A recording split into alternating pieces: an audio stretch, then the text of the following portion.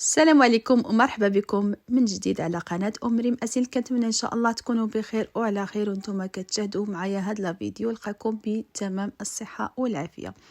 وكما كتشوفوا ان شاء الله اليوم نشارك معكم هاد الطلبية ديال الشنيك، كيجي رائع بزاف وفي نفس الوقت اقتصادي وكيخرج لكم واحد الكمية اللي معقولة بزاف وزوينة. تقدروا تصايبوه لوليداتكم الكوتي بمكونات اللي موجودين في اي دار. وبسم الله على بركه الله غادي نمروا المقادير. وبالنسبه للمقادير عندي هنايا 500 غرام ديال الدقيق اللي كيكون خاص بالحلويات، ايوا نص كيلو. وهنا عندي هنايا ملعقه كبيره ديال الخميره ديال الخبز او الخميره الفوريه، وعندي هنا 3 ملاعق ديال السكر سنيده، وكيبقى على حسب الذوق ديالكم تقدروا تزيدوا او تنقصوا. وهنا غنضيف واحد ساشي ديال الفاني، واحد الكيس ديال الخميره ديال الحلويات، والملح بطبيعه الحال واحد القبصه ديال الملح. صافي كنخلطو. هنا غادي نضيف ربع كاس ديال الزيت نباتيه، وغنضيف واحد كاس ديال الحليب وبياض ديال البيض، والصفار غادي نحتفظوا به باش غادي ندهنوا الشنيك ديالنا. وصافي غادي نبداو نخلطوا في المكونات.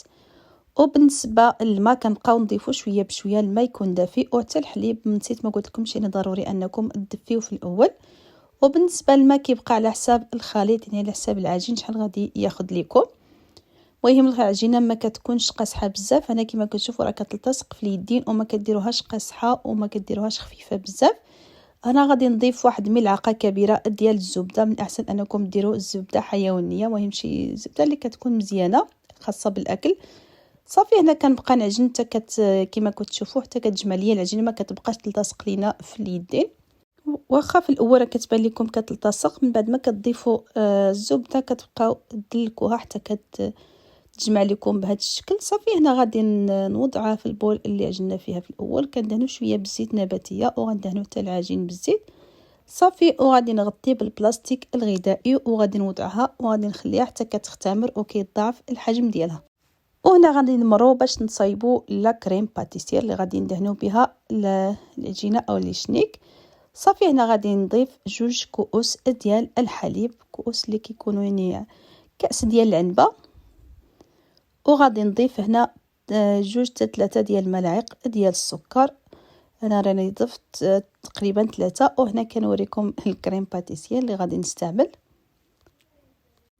انا صافي غادي نضيف 2 ملاعق كبيره ديال البودره يكونوا عامرين. صافي غادي نخلط هاد المكونات وهما بادين. صافي وغادي نوضعوها فوق النار حتى تبدا كتعقد لينا الكريمه. وكما قلت لكم ضروري انكم تخلطوا قبل ما توضعوا فوق النار باش هكا ما كتكتل لكمش. فيه هنا من بعد ما كتبقى تبدا تختار لينا بهذا الشكل، ضروري انكم تخلطوا مزيان باش ما تكون لكمش دوك الكتل. الا بانت لكم تكونات الكتل من الاحسن انكم يعني تلوحوها، ما تخدموش بها كيبقاو فيها دوك الكتل ديال النشاء او ديك يعني ديك البودره ما كتجيش زوينه.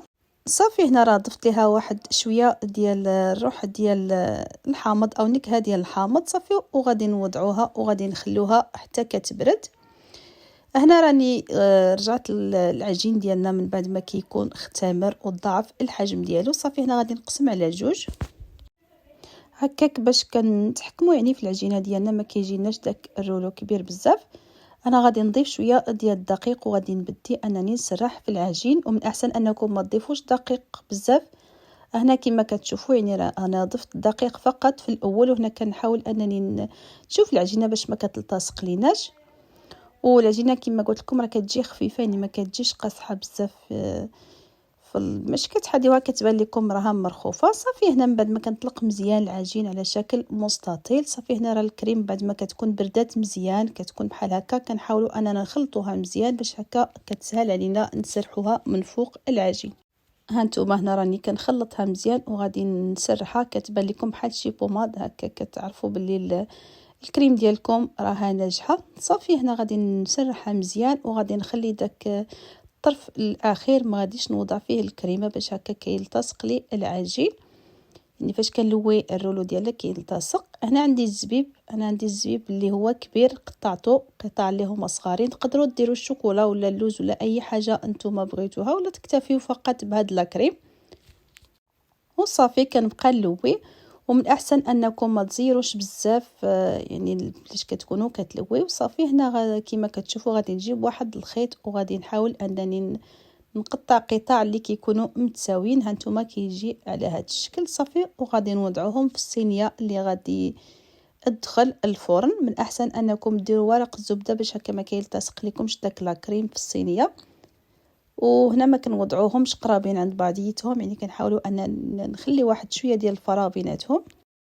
وهنا بالنسبه للكميه الثانيه ديال العجين او النصف الاخر، صافي حتى هو غادي نطلقوا وغادي ندهنوا هنا بالكريم باتيسير والزبيب. وتقدروا تعوضوا بهاد لا كريم بالكونفيتير، وتقدروا ديروا حتى الشوكولا من الداخل، يعني كيبقى داكشي على حساب الاختيار ديالكم. صافي هنا كما كتشوفوا بنفس الطريقه ديال الاول حتى هو غادي نديروه بنفس الطريقه، وغادي نجيب الخيط ونقطعو. من احسن انكم يعني تقطعوا بالخيط ماشي بالموس، كيجي في الشكل احسن. صافي غادي نستمر وغادي نوضعوه في الصينيه ديال الفرن. ومن الافضل انكم ديروا ورق الزبده باش هكا ما كتلتصق لكمش ديك لا كريم في الصينيه. هنا غادي نبقى نضغط عليهم شويه بالاصابع باش هكاك يعني يجيونا متساويين. صافي وغادي نوضع الصينيه وغادي نخليو حتى كيختمروا وكيضاعف الحجم ديالهم. وغادي ندهنهم بصفار ديال البيض اللي كنضيفوا عليه واحد شويه ديال الخل او الفاني على حساب نتوما شنو بغيتو. ما كنكثروش بزاف، غير شويه شويه، يعني كندهنوا بهذا الصفار. هاد الصفار يعني في الاول راه كنضيفوا البياض على العجينه، والصفار كنخليو تندهنوا به. صافي هنا من بعد ما كندهنهم غادي ندخلهم الفران اللي كيكون سخون من قبل.